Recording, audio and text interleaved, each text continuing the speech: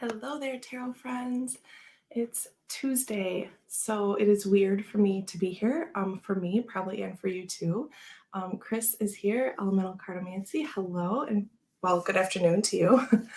um, I'm gonna flip through and try to find our other card because I'm assuming it will take people a couple moments to get here because this is not my usual thing.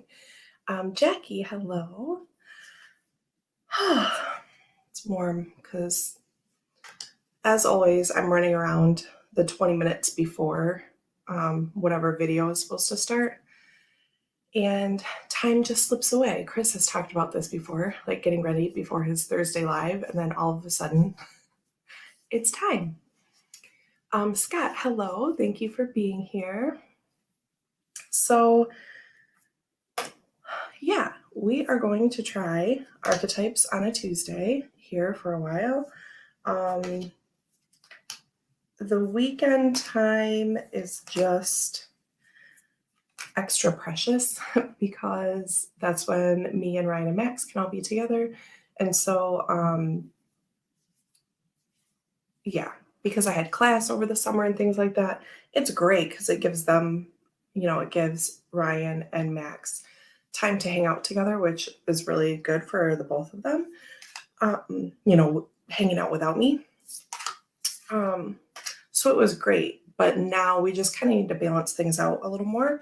Another thing is me and Ryan love fall the most. And so we want to be, like out hiking and, riding bikes and stuff like that. So yeah, our weekend time is just precious. Even though it's just an hour, it's like, well, do I want to do this on Sunday morning or just like have breakfast and relax? Like we're usually really lazy after breakfast on Sunday and then, kind of get it together and like go do something outside. So basically that's it. I figure I get up early to work a couple other days during the week, usually on Thursdays, so that I can be done with work by the time Chris's live starts. I work an hour early. So I thought it's really not that bad. Like I'll just shift another day because I can flex on my work time and start kind of whenever. So yes, Ollie, congratulations. Thank you. Thank you. Okay. Working, which is shite. Other than that, all good. Sorry, I'm just kind of catching up here. Yes, thank you for all the congratulations. Hello, Sandra. Good afternoon to you. So yeah, those are some of the reasons why we're switching up from Sundays. Oh, and the main thing, this is what I'm forgetting. Now I can say things that I've almost said to you many times. I can say pregnancy brain because I don't know. I'm kind of like that anyway. So I don't know if I can blame that, but I will try. So anyway, dance will start up next Saturday, the 11th. Oh, thank you, Jackie. Notification went out. Dance starts on the 11th, and I will still be teaching from home online. So that's on Saturdays, and that used to be Saturday mornings, 9 to noon, or sometimes 1 if we need that extra rehearsal hour for a show or something. And now it's 11 to 2 on Saturdays. Because of the studio that we're working with, there are like 2 companies, like performance companies. One's contemporary and one's classical. And the classical company, the owner wants them to meet on Saturday morning. So we're switching the time for the first time ever for our little company. So that's the big deal. We want Sundays to be all clear because Saturday is in the middle of the day is my teaching time from now on. And I won't normally have to teach that whole time, but in the fall I will because I'll be on maternity leave like mid-February, beginning of February actually. And then, so it's kind of the schedule for dance is like front loaded for me. So I will be doing some of those, like I'll be teaching a class, teaching the choreography, all of that. So between 1 to 3 hours on Saturdays, I'll be doing that. So we want Sunday all clear for family stuff. So anyway, now Chris says, I want to come over and meet Max and Baby Wiz. Deanne and Ryan can hang out with us too. Yes. um, so now that I was actually going to tell you tarot people on Friday before I went like Facebook Live or Facebook official with the baby announcement, but Jamie and Chris weren't here and I wanted to thank them. So that's why you all didn't get to know early. I'm sorry. So Chris was like the third person to know, I think. Oh, amazing. Oh, and Jamie forgot. Well, to be fair, you've had quite a bit of life happening, so that's okay. So basically, yeah, I think like I called Ryan at work and told him, and then I don't know if I texted my mom first or if I sent a message to Chris, which one of them was like second, but I'm pretty sure Chris was like the second or third person on the planet to know. I just had to share. So the point of this is thank you to Chris Kelly for being my check-in friend throughout my first trimester. And thank you to Jamie for helping me during week 5 when I was freaking out because I thought I had a spider bite and then it turned into poison sumac. Remember all that? That's how long I've been pregnant. Isn't that crazy? So the day after my show, when I performed on June 12th, that's the day I found out. So the day after that, I think we did an Archetypes Sunday. And yeah, why did I just lose my train of thought? Oh, so that Sunday, the 13th, if we did Archetypes, that's the first day that I knew I was pregnant and had to not say it to you all. It's been very hard because, remember, like I haven't been drinking coffee? Are you putting the pieces together? I haven't had my ring on because it still fits, but I'm just afraid that it's going to, like my finger's going to swell. This is like an irrational fear for first trimester things. But I've had my ring off for like 2 months and because it just freaks me out thinking that it'll get stuck. And I haven't had coffee. Remember my chai phase? That was because I felt like absolute garbage drinking coffee. And I have not had a coffee since July 5th. So everyone just say a prayer for me and take a sip. Even after that, I was drinking iced tea in my big, like my peacock feather, like tumbler. That whole time, right? I'm just kind of putting pieces together for you. I don't know if this is interesting, but just to kind of let you know how long it has been that I've not opened my mouth and accidentally said. Thank you, Jamie. I was really, I miscarried a baby last August, but I didn't know until the beginning of September. Because it's a miscarriage and like nothing happens. I just continue thinking I'm pregnant, which is like really twisted. But so I was just really freaking out. I was only 5 weeks in and I'm just like, oh my God, what if I have a spider bite and they have to give me some like crazy medicine and it like hurts the baby. I was just beside myself. So thank you, Jamie, for helping me. And yes, this is another thing I was going to say. Chris did. Now I want to look at the timestamps and see if I told my mom first or if I told Chris first. And yes, Chris absolutely predicted it. And this is something I've been trying to remember to tell you all. If you go to his Thursday live after Tarot-thon, because I had submitted a question in case he didn't have enough material. So then, nice as he is, he addressed those questions in readings the Thursday following Tarot-thon. So that would be like the beginning of June. So like 2 weeks before I knew.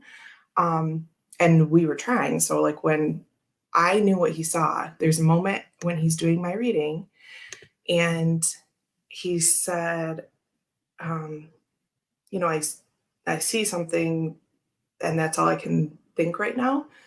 So I'm just going to talk about something else and I'll message you later. Okay, you can see that. It was, I think, the Ace of Cups, which I don't want to say always makes me think of pregnancy, but like I've drawn it for people before when I thought they were pregnant, like when I'm doing like they don't know. I'm like not doing readings, but like when I'm thinking about someone, I draw a card and that has come up. That has happened a couple times. And so I think he drew Ace Cups and Queen Cups and the Moon or something like that. Ace Cups, Moon, Queen. Okay. And plus, he was saying like all this crazy stuff, even without knowing, like even before he saw like the pregnancy in the cards. um, and what did he say? Something about like the queen, like how she was relaxing or something. He's like, if there's this phase of time and like, because I had asked about what to expect in the summer, possible challenges to overcome or like things like that. And so he's like, if it gets to this phase in the summer and you just need a break and you don't want your tits out, whatever, something like that. I don't know. We say tits out. I don't know. He maybe said something else. Oh, Queen of Swords holding her stomach. Yes. Yes. Okay. So, and that made me think about this picture I have like right after I had Max, or it might have been the next like middle of the night, and I'm holding Max and I'm just like have nothing on. And so as soon as he said that, I was like, I'm pregnant. And then he went on and was like blah blah blah blah blah, and you can see him just stop and he's like, we're gonna talk about that later. So anyway, that's the story of how it was predicted. And then I think the next day on a Friday, I took half a day off work and I took Max to my friend's little driveway party. It was like 5 of us, right? So me and Max and my friend Josh and his mom Barb and another person I teach dance with, Lauren, we had a little like 6-person driveway party for Josh's birthday. And Barb, the mom, asked me, she's like, are you pregnant? Like intuitive wise, not like I look pregnant. Oh, Chris just opened that deck and the 3 cards are still sitting there. That's amazing. So she's like, are you pregnant? Because I know her in real life because she is a mom of someone I danced with in the pro company. And then she also used to come in and get in-person readings from me. And she's also very intuitive herself. And she was like, are you pregnant? And I was like, ask me in 8 days. I'm like, I hope so. And that was the next day after Chris's reading. So after that happened, the Chris reading and Barb asking me if I was pregnant, I was like, okay, well, that just does it. So anyway, that's the fun story of how long I've had to wait to tell you all. We wanted to wait a little bit longer than usual because of my miscarriage last time. Things can go wrong at any time, but after you get to 13 weeks, it's in pretty good shape. Usually your chances of something going wrong go down at least. So we waited. But anyway, that is, and I wanted to tell so many of you, but I'm like, I can't because that's last time I just like went off on a tangent and told so many people. And then I had to tell all those people that I lost a baby and it was just that. So, and that brings us up to where we are now. Who is messaging me? Oh, Chris. That's okay. That's allowed. Let's see. Yeah. Oh, right.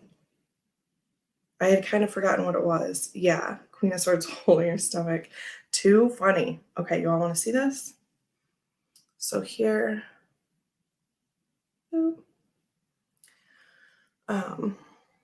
So here are my Chris cards from post Tarothon pregnancy reading.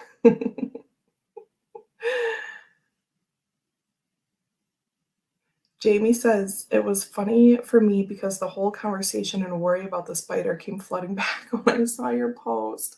Yeah. I was like, oh my God. Please help me. Should I go to urgent care? And she was like, only if it does this. And then it did that. Like stuff started coming out of it. And then now, to be fair to the urgent care doctor, it looked totally different the following day that when I went. So he was like, everything's okay, just contact dermatitis, which that technically could be poison ivy, sumac, poison oak, whatever. But it did not look like that day. And he's like, come back if anything changes or it gets worse, it's no problem. And he was so nice. And anyway, It was just crazy. Then the next day it like started getting crazy. And then I was like, oh, great. I have this stuff like all over my house and I have to like completely disinfect. And it was just madness. It spread for like a month. That might be an exaggeration, but because the oil was in here in this house on something and I would have like kept touching it, like the railing on the stairs or just anything. Because when I had it, I didn't know. Like if you know that you get into poison ivy or whatever, then you can like use this special soap and like wash all the oil off you. And then like everything's kind of fine. But I didn't know for like 4 days. And so I was just like effing up the whole house. Okay. Anyway, now I don't have to almost say things and keep my mouth shut. It's happened a few times, but anyway, what are we here to do? Talk about the sustainer and the destroyer. Is that the order? I don't know. Let's check it out. So we're getting close to the end of like the people archetypes, or the selves, I think is what they're called. Yes, the selves. This is the first section. Thank you, Sandra. Yes, it is wonderful news. We're very happy. Cannot wait.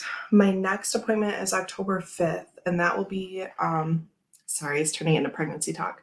That will be the ultrasound where they do like all the measurements. So 20 weeks is halfway, and they'll measure like the top of the leg, the bottom of the leg, the head, the spine. They'll be able to like see all of that. We have one ultrasound pic, but it just looks like a baby dino, like not really a baby shape. So I'll get a good ultrasound pic on the 5th of October, and hopefully good measurements and everything's going well. So that's our next step, in case you're curious.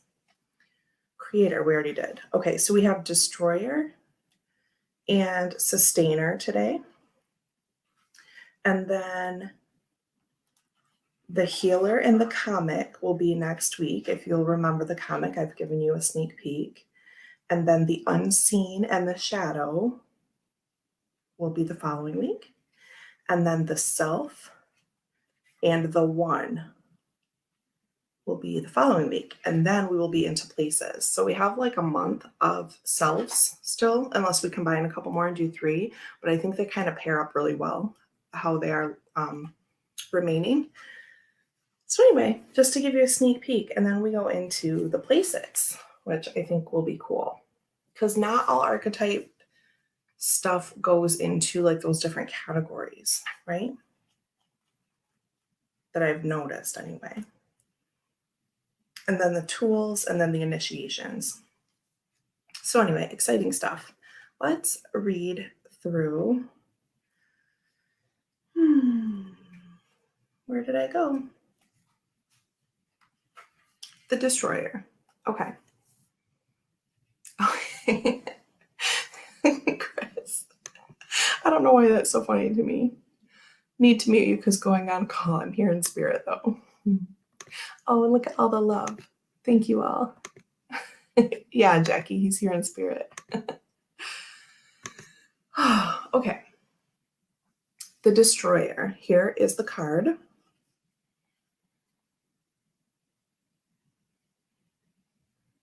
So we see some eyes back there. I love the collage-y mix of this. And like that bright light, is that like a supernova? I don't know. I mean, like before it turns into a supernova. That's what it makes me think of, but I don't really know about these things. And then at the top, I was going to see if that was like a snake mouth. It kind of looks like it, but I mean, it's not meant to be that. It might be meant to look like that. But at the top, you see where it looks like a little snake mouth open, kind of like going to the tail. So that's what that makes me think of, the Ouroboros. So yeah, I don't know if it's like a wolf, but then it like also kind of looks like an owl or something. Like, I don't know. So yes, intense card. So our keywords are the savage, or not keywords, but like other names. The savage, the unexpected, and the rejected. Our left margin says, Consider Picasso's statement, every act of creation is first of all an act of destruction. The right margin says, in old tales, the destroyer sometimes appears as a black dog. Other times it takes the form of gods and goddesses such as Shiva, Kali, and Apophis. The destroyer, the final of the three archetypes in the trio of existence, which would be the creator, the sustainer, and the destroyer. But in the book, destroyer is first and then sustainer. But in the trio of existence, the sustainer is second. So still a project I'm going to do and put in the group someday, all of the little groupings that she calls out. The destroyer, the final of the three archetypes in the trio of existence, has necessary yet painful work to do in the world. Culturally, we have an aversion to endings, and we hang on to permanence as a signifier of success. Yet the destroyer pulls the rug out from underneath relationships, jobs, homes, and all forms of security. It's the part of us that wants things to end. Its painful orientation is to uncover your true purpose. The destroyer does not let us linger. Sip, sip.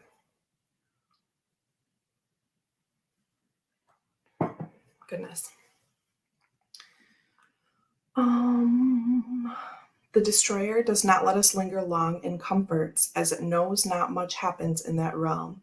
With its piercing eyes, it seeks out stagnancy from a distance, and the rest becomes history. In the old myths, this is the moment when heads begin to roll, the ground opens up and castles crumble.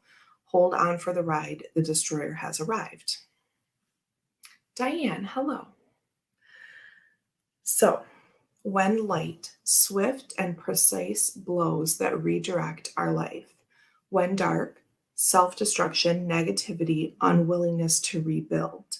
And to go deeper, Robert Rauschenberg's Erased de Kooning drawing, whatever that is. So much information in here on this one little page. Okay, so the destroyer sounding somewhat like the tower, but this has more of, again, not that we need to associate these to tarot cards, but I think it helps in some ways to kind of get us thinking like that. But it's sort of one aspect of the tower, right? It has this more universally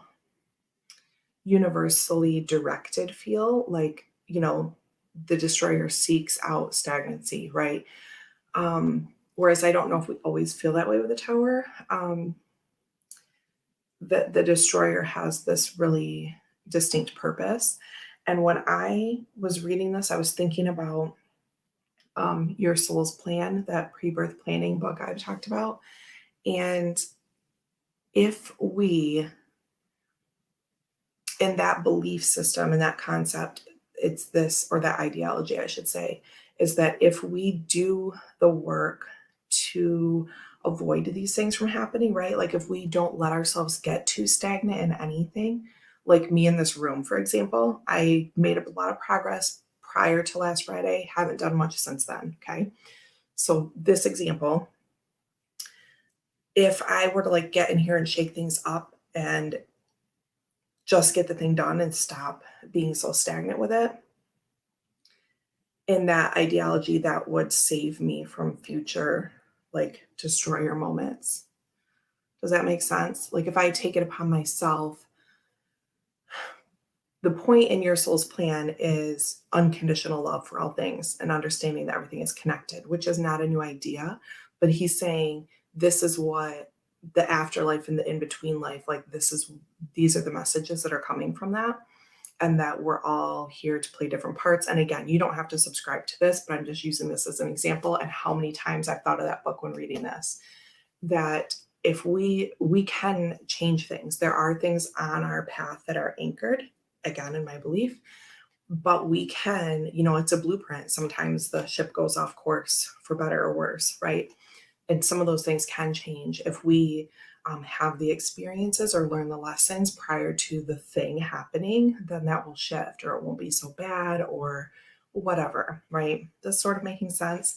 that my point is the language in this destroyer um, is that if you set out, if you are proactive in making things less stagnant for yourself, then you will offset that destroyer sort of notion. So Jamie says, yep, makes sense to me because you and I are in the same boat at times with our spaces. Yes. And I thought this morning, I'm like, I need to send, I've sent Chris some updates, and I've sent Jamie and future Jen some, snapshots of my room, like, okay, I'm working on this little part today because I need that accountability. And then I can send them, a couple hours later, like, okay, here's what I did, or I don't send them anything. And I'm like, I didn't do anything worth taking a picture of, right? So and it doesn't just have to be related to the destroyer. It can be about anything, right? Being proactive and kind of changing those things toward the more positive and what we know we should do. And those things are really hard sometimes, but that's why doing stuff like this is important, I think, because we examine that and think about, okay, these are all the archetypes that make up the structure of life. And if we can get that advice to ourselves and really make changes, even if they're little, of those things that we know we should be doing, I think that's a main reason to study and work with these things. Hey, Donna, welcome. So at this point, I usually say, think about the destroyer archetype in your life. Think about where that's coming up. How can you lean into that, work with it, offset it a bit?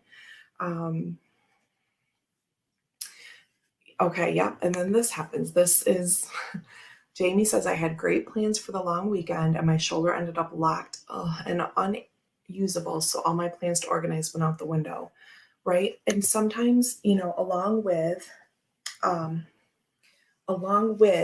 sorry, I have to move my leg and I'm stuck in here. Okay. Pretty soon we're going to have to move this table out a little bit. Diane says, agree with you. I need to do this with several projects I would like to complete.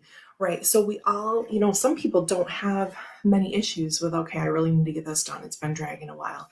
They're doers, right? Like my husband, everything, like he does everything immediately. And I am the opposite person. I'm like, oh my God, aren't you so tired? Can't we just, Jamie, yes. I'm like, can't we just play Mario and like do that tomorrow? So what I was going to say before I said hi to someone or read Diane's comment is that the other side of that, right? These things happen. Jamie's shoulder got locked up. She can't do the thing that she wanted to do. We get ourselves all motivated and then something happens. So, and that's exactly what I was going to say. There's this balance of then giving yourself grace, right? That rest is good, even when you're not hurt, right? So it's just a balance. And then it's when something like that happens, or like my neck will get messed up a lot. And then I'm like, well, I can't do that now because I can't move my head. So it's like, then for me, that's an extra reminder. I'm like, okay, well, on Thursday when like nothing's really wrong with you, but I hesitate to say it too because anxiety, depression, whatever the things are, if you're able to push through them, sometimes you just have to get in the room and do the thing, right? So that would be my advice that I give to myself. It's like, okay, on the next random Wednesday, Thursday, whatever day, the work is slow and I'm going to take a long lunch. I just need to do the thing, right? I'm like, I'm not physically hurt today, blah, blah, blah. I don't have this other thing going on. Okay, get in there and just get one big piece of this thing done. Donna says, I'm definitely paying the price right now for years of stagnation, right? And these things, they accumulate, and whatever it is, right? Whatever that stagnation is, doesn't have to be literal things in a room, but it's hard to kind of start chipping away when it becomes this habit or this pattern. Sandra says I'm totally the same as you about let's just play Mario and do that later. But yeah, and the other thing is I have to, Chris, the other thing is too, I have to tell myself that, or remind myself like how good I feel when I get the thing done, right? Chris is back. Okay. Oh, Sandra sorted Oracle decks today. See? And do you feel awesome now that you did it? See, we have to remember that feeling, that high we get from finishing stuff. Yeah, Jackie is chiming in. Okay. Okay. So the destroyer can relate to and present in many different ways. But again, that was just my little aspect of it, of what I have going on right now. Okay. Yes. See? Cheers for Sandra because she did the thing, organized her Oracle decks. Yes, it's awesome. Yes, Chris, we can hear you singing. He's probably dancing too. I mean, okay, well, speaking of organizing, I did do more over here in the shelves to make room for stuff out here. So like, and I have cleared about a quarter of the table. So there has been progress. I should give myself a little more credit when I said I haven't really done anything since before last Friday. I did. I fixed a lot of this stuff actually that I wanted, like not this, but the bottom shelves that you can't see. I wanted like my Mildred Payne's and my Kelly's Journey stuff in one area. And I did move some of like my big Oracle decks so that they're not blocking the smaller ones that are behind, because these go 3 rows deep in each cube because I have lots of stuff. So I did do that, but it's not anything you can really tell. So I should still count that though, because I made room in my little Prisma cube for other stuff, because I've decided it can't like have its own cube. Though with the books in there, it might take up that space. Anyway, I digress. I'm going to give myself a little credit. It must have been Saturday morning, Saturday lunchtime, I guess, that I came in here and I did make some progress. Yay, well done, Sandra. Donna has been clearing out the closet this week. Helps have a deadline. There's a collection event at the local high school this Saturday. Yes, see, amazing. And my deadline for this room is September 24th, a few Fridays from now. That's my birthday, and I'm going to show you all the room. Yes, yay, cheers for everyone who did stuff. Okay, so now we have the sustainer. The peacemaker, the upholder, the preserver. Our left margin says, contemplate what truly sustains you. Make a list. Notice how simple yet powerful those things are and spend some time tending them. The right margin, take note of the difference between maintaining and sustaining. Which action describes your life more accurately? Sustaining to me feels more like a cultivation than maintaining feels like just enough to get by. Let me know what you think about maintaining and sustaining.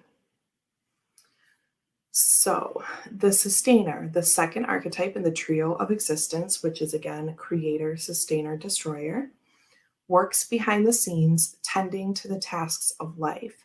They cultivate. Yes. Sometimes I still have brain cells left. They cultivate gardens, pay bills, keep the meals warm and the mouths sweetly fed. The sustainer is at peace in the process of life, knowing that there is no start or finish to humble yet meaningful tasks. My tone is because Ryan and I just watched a little thing on YouTube the other night about how so much of what we do, for example, is obtaining and preparing and eating food, but we we like rush through it, or we're not happy about it, or we're not like finding happiness in the doing of it. And they gave an example of like playing a like piano sheet music. Like you don't rush through the whole thing really fast to get the song done. You play all of the notes as they're meant to be played. And that like making food is the same thing, or doing any mundane shit that you have to do in the day shouldn't really be treated like mundane shit. That it should be this thing that you're cultivating, right? Like that you're happy and grateful and really putting this like amazing intention into like everything we do. Chris says, I think they both have more or less the same meaning, but sustain makes me think more of life itself. So food, water, shelter, personal needs, whereas maintain is like keeping the things that sustain us. Interesting. Sustaining seems to have a sense of satisfaction to it. Yep. They have a natural inclination to nourish others, to archive, to preserve Earth's resources, to consider environmental impact, to see their role in the divine cycle of life. It's common for the sustainer to become overworked, leading to resentment. Their tasks aren't glamorous, and therefore the sustainer rarely receives the credit or attention. The sustainer longs to hold things in place so badly, especially relationships, that they resist necessary change. Take time with this archetype. It is within us all and needs our love. Keeping the things that sustain us coming in the door, the things we do to keep everyday things ticking along. Yep. Maintenance and sustenance feel different. And Diane says, enjoying the journey, the process of preparing the meal. Right. And I will say, I'm pretty good about this. But preparing the meals and caring for Max are not my only things I do. Like I also work full time and I teach dance and I do tarot stuff. And so I don't know if those balance of things probably helps me if all I did was like take care of people and feed them, then it probably would get to that point sooner. But I do, like, I feel really happy. Like when Max goes to my friend Julie's and her parents, like if I have an appointment or something and I pack his little snack bag, like I feel so good, like packing his bag, his clothes, his food, everything, and like knowing that I have provided all the things that he needs and that like I'm packing up this little bag. Like I don't know why. It used to, like when he was probably 1, 2, I didn't get as much satisfaction out of that, probably because I was so tired. And we're doing that again. It's fine. Everything's fine. But after that, and I would say after we moved and I wasn't driving so much, that added to the tiredness. Plus he was in a stage, he was a baby and not sleeping, right? So, but I love that. I get so much satisfaction out of like making sure he has his swim clothes and he has pants in case they go out like for a walk after dinner, and he has his like really cool soft silky, not really silky, but like little like athletic wear for when he's outside during the day, and make sure he has his nighttime socks and his daytime socks, and because that's a thing, like I love like putting that all together now. So that's one of those things I think about. I'm like, wow, I used to hate this because I was just worn out.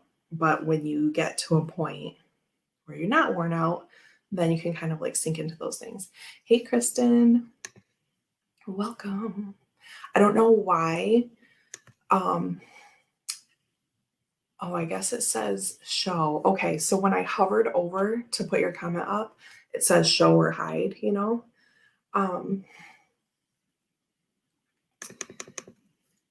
It read like show is beneath your name a little bit, but in my brain I read Kristen Louise Tarot Show. I was like, oh, she changed her name to a tarot show. This is so fancy. Anyway, I just had to share how my brain works sometimes. Jamie did complete something. I created a 100 card sticker oracle deck on Sunday. How'd I space that? Because I love it. Right. Sometimes, see, that's a thing that pay attention to what, um, where is it? It was in the destroyer. No, it must have been here. Where it was like, make a list of things. Oh, in the margin. Make a list of contemplate what truly sustains you. Make a list. Notice how simple yet powerful these things are and spend some time tending them. So that made me think of that, right? Yeah, that's amazing. I still want to make my sticker decks. I have not done it, but you know what? I did find my collection of stickers that I ordered that were all like that same color scheme. They were in on Saturday when I was in here doing things that matter. My art tarot, all my stickers are in here. So I can get started on that now.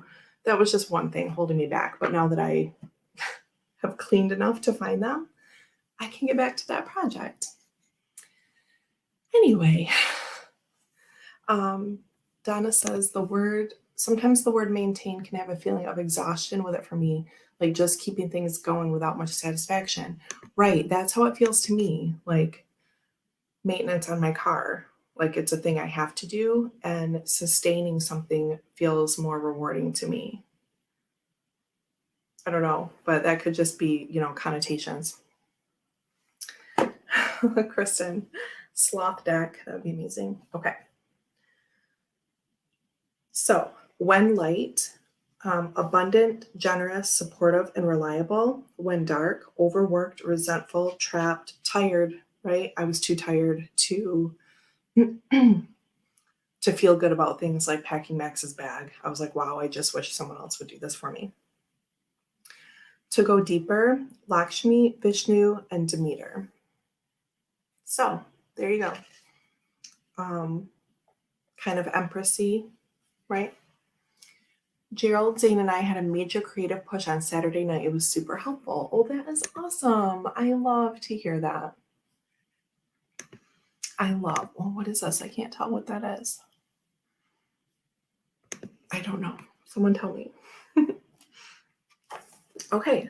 Oh, I didn't show you the card, did I? Sustainer. See, in the square, that definitely makes me think, right? You're keeping things in the house. That makes me think. And we have our stars separate and shining here, whereas in the destroyer, we have them like about to smash together, right? And we still have that black. Like this makes me think of like the creation, whatever this is, right?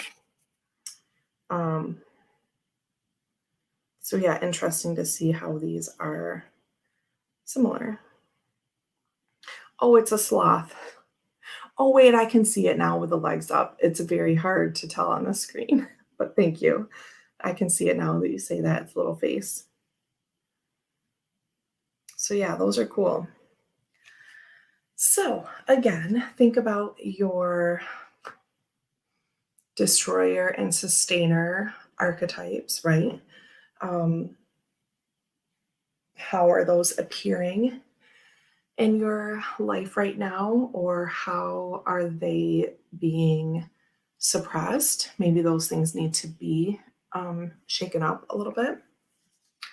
I'm not even going to ask you about colors for the backs of these because I've colored like 6, and like the 6th one just has like one purple splotch on it. It's not even done. So not even going to ask you about that.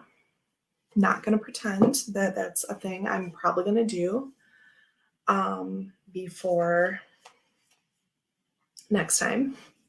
So yeah, what I am going to do is continue working on this room.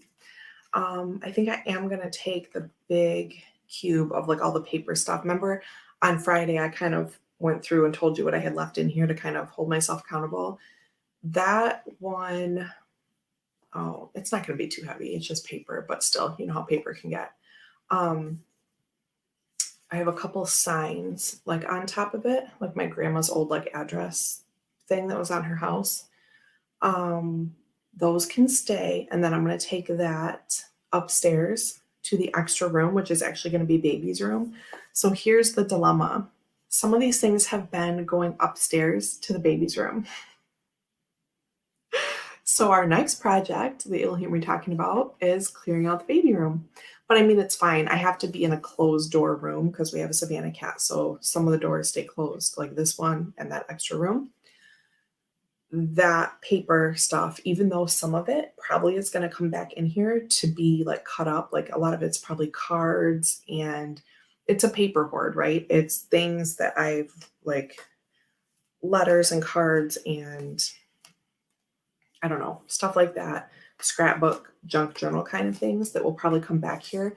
But I do need to sort through it, and I can sit up in that room with the door closed, not have to worry about our jungle cat. And yeah, then that will clear off the top of, it's a filing cabinet on the bottom, and then it has like two kind of mini shelves. But I can put Lenormand in there, or in this little table over here, there's like a cutout as well. So if I get that, if I just take that cube upstairs, then I can get more stuff off the floor in here, right? Like that's it. That's all I have to do. And I'm going to promise you right now, I'm going to do that today. It's a work day. Don't care. Have a couple things to check in on. I'm going to carry that fabric cube upstairs. It's not hard. And at least make the space for the next little thing to go in there. And I think I'm just going to do it. Like another thing is, like I keep thinking, like there's all my Lenormand stuff. Ugh. And it's kind of a mess because there's so many. So I just need to put them all in one of those things. I always have to tell myself, if I don't like it there, I can move it later. But that's a lot of my hang up. I have that brain that's like, should that go there, or is it not really going to work? And then I just think about it for 78 days. Okay. Anyway, whatever your destroyer and sustainer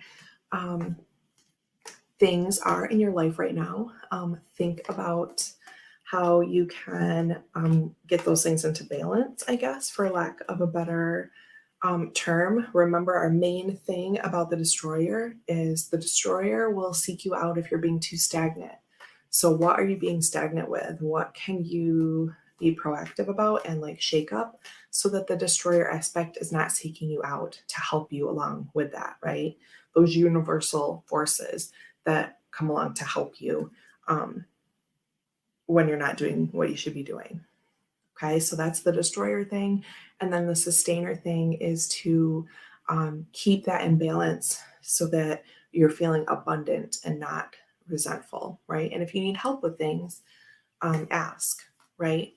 So if your sustainer things are becoming too much, maybe shake something up with that and change who does it, how it's done, whatever. Kristen, I'm not seeing the sloth. I know it just looks like a blob to me, but when she said that, I can like see the little white circle, like where the face would be, but it doesn't look like a sloth to me. On my phone, I'm sure it would. Jamie, I have art to hang in the prayer room. Got to figure out exactly how I'm going to hang fine art on the ceiling.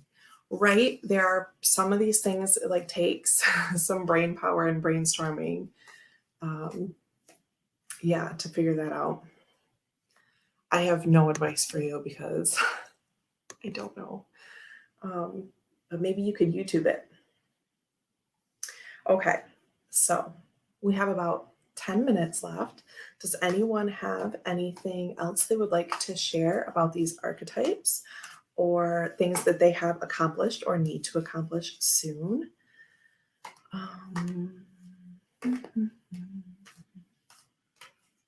Now I'm all motivated about this room, but I need to check on my work. I think I have one thing to put online.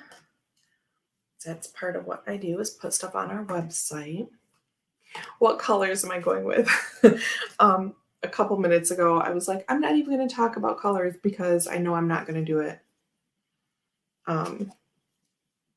before the next time we meet. So we might have to have just like a post in the group about colors once I actually start doing it. I don't know. Probably purple for that for the sustainer because I really liked the purple in that. And the destroyer, I don't know. Yeah, the blue and the purple on that card look really nice together. I think I've shuffled them in. But yeah, I really like those two together, how they look. Those two cards, I mean. I'm excited to go through the rest of these with you all. Yeah, if you have ideas about the destroyer color, let me know. Maybe yellow. I don't know if I'm thinking that because of like lightning, like the tower, or I don't mean to trash on yellow, but like it's like the color of sickness sometimes, right? Like the solar plexus and the ascendant and the transcendent coming together. That might not be right. Red like fire, Donna says. Could do blue and purple. Jackie, is that your vote? So yeah, a couple different ideas. And a lot of times I'm on the same page as well anyway, but yeah, some of them with like, so the liquid kind of ones, the awesome markers that Diane sent me, this makes them stick a little bit. Like if you haven't, like I hadn't used this since the last time, and that's the first time in a while that I haven't done like a monthly with these. And so some of them were stuck together a little bit. I mean, not in a damaging way, but like I had to break them apart before I shuffled them in. But it looks really good. And I think once I keep doing it, like it's going to be fine. When I was using them like once a week or whatever, it was like sliding fine. But the second set that's like more glittery, that rubs off like with the shuffling. That one doesn't stick, but it rubs off and it like leaves the little like, I don't want to say glitter because it's not chunky, but it leaves that little shimmer on some of the cards. Like, and you're not going to be able to see it in here at all, but it doesn't bother me at all, but it does chip off of there. So I'm probably going to do like the liquid one over this. So anyway, just some notes on the markers. Could I seal it with Mod Podge? Oh my gosh, we're getting out of my realm. I have like Mod Podge the table before, which was awesome. I might be able to. I don't know how thick that would make it. And then if that would stick to things, I don't know. But this, I'm just treating this like a crafty deck. But it works fine now that I have those split apart. It shuffles fine. And like I have the green on the mother card. Pretty.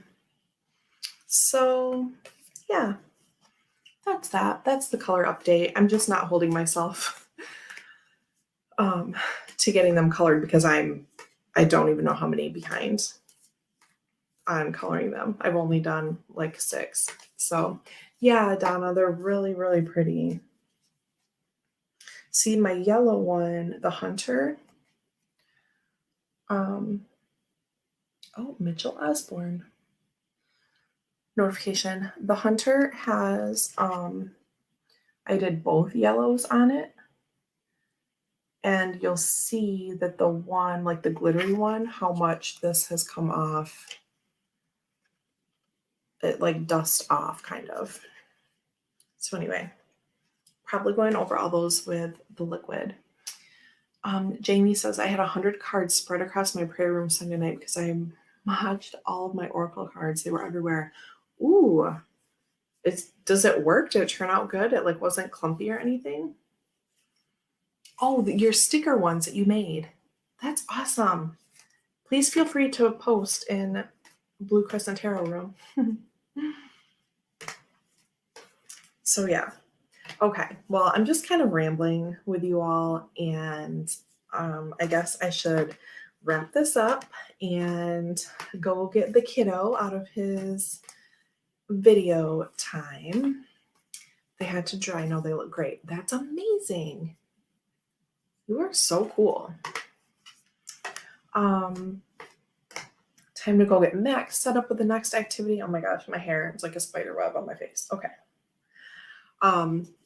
go do some work. And yeah, I will talk to you all later.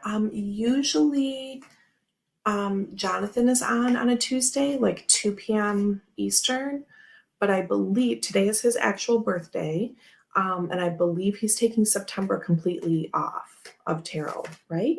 I believe when he was on with Betsy last week, that's what he said. So do check out Jonathan Daly if you haven't already. But yes, Jamie's saying he's off for September. So yeah, keep your eye out on other notifications for whoever might be on later today. And I will hopefully see you there. And I will talk to you Friday, if not before. Thank you all so much for being here. Bye.